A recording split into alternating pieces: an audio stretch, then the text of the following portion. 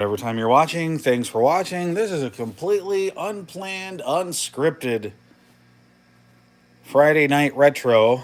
Just spending some time out in the garage working on backing up the hard drive that came in this PCAT that we purchased off of eBay. And just going to spin it around here so hopefully you can see it. It came a little banged up, and if I can remember to do some post editing on this video, but with it being a live stream, that's probably not going to happen. The outer case was really banged up, and then, but more importantly, the chassis, at least the front part of it here, is bent. And I suppose I probably could take a rubber mallet to it and try to bend it back into shape, but I'm not going to. I have two other PCATs that are over on the other work table that will just transfer some parts into and see what we end up getting out of it. So for right now, I'm going to spin this back around, and what we're going to try to do is I'm using PK Zip to back up everything that's on this Type 20, and I think that's a 30 meg hard disk. So there was actually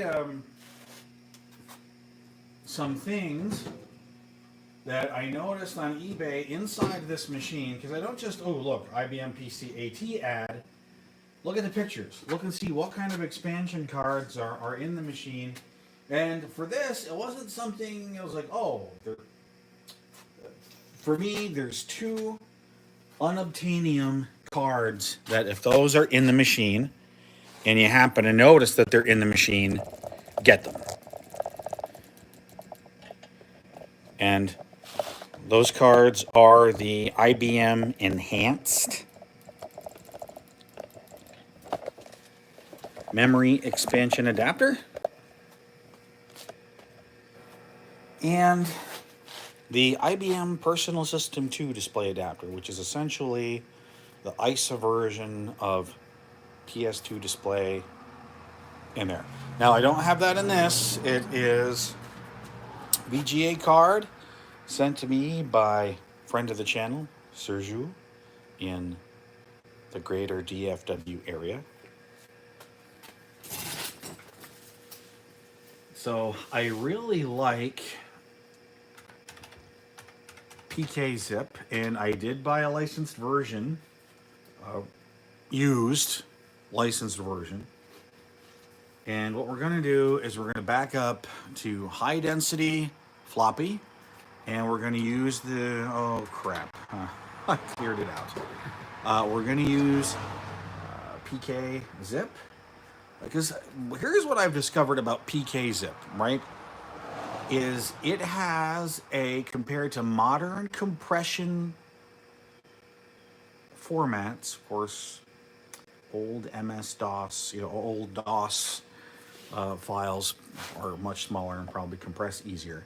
But I feel just like, boy, you can fit a lot more stuff on floppy disk using PK Zip versus other compression technologies for the era. So let me start with our first backup disk. Get it in there, and then we're going to type the commands again. And I do apologize for the jitter of the camera.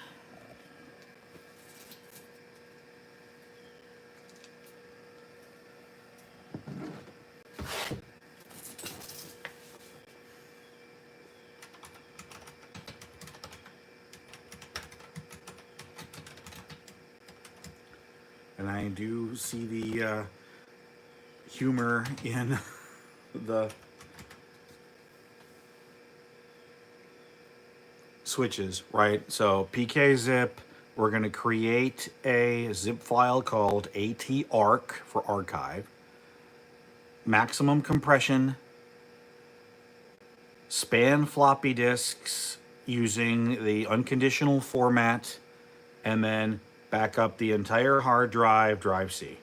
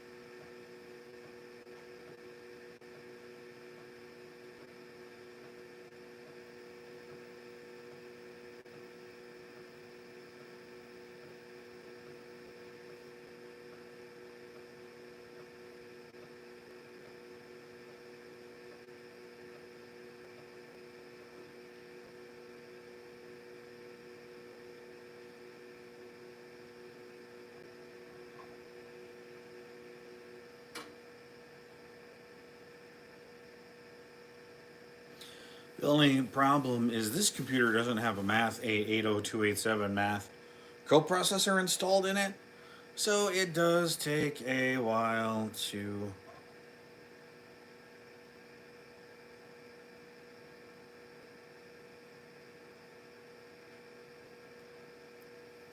compress things to save onto a floppy disk, although I don't think this is doing this right. No. Nope. So, Control C to break. We're going to stop it. And we're going to F3 and